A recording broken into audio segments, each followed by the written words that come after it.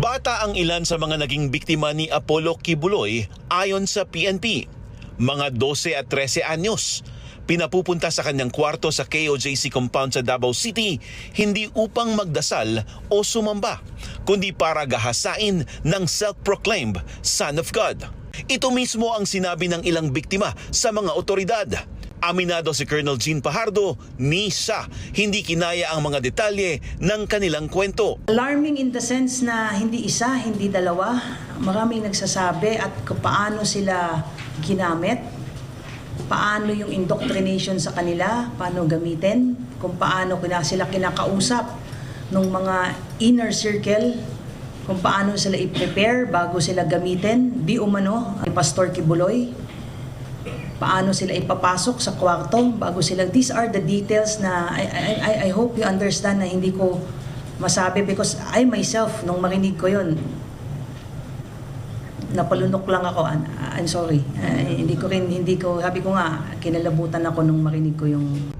Isang paraan para makuha umano ni Quiboloy ang kanyang gusto ay magpanggap na banal at bilugin ang isip ng mga bata para tanggapin ang karumal-dumal niyang gawain.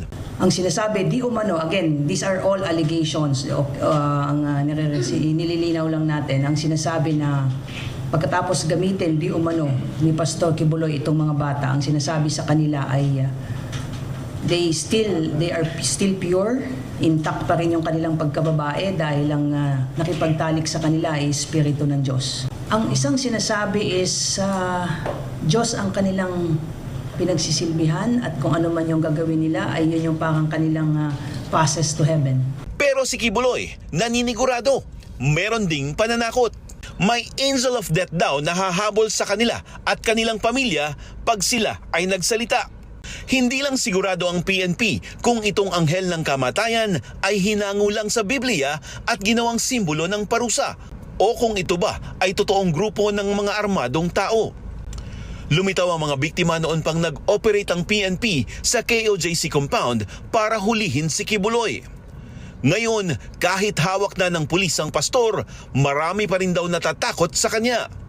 Pangako ng PNP, bibigyan sila ng proteksyon kapalit ng impormasyon. Mariing itinanggi ng kampo ni Quiboloy ang pahayag ng PNP. Ayon sa kanyang abogado at kaibigan, mabait ang pastor. Kung may mga bago, I'm sure planted yung lahat yun, kung ano yun, mga manufactured yan. But let them prove their case kasi the accused is presumed innocent.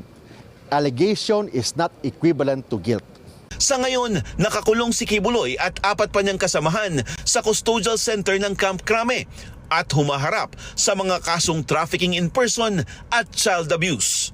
Nasa FBI's most wanted din ang pastor. Para sa Agenda, Francis Polbe, BNC.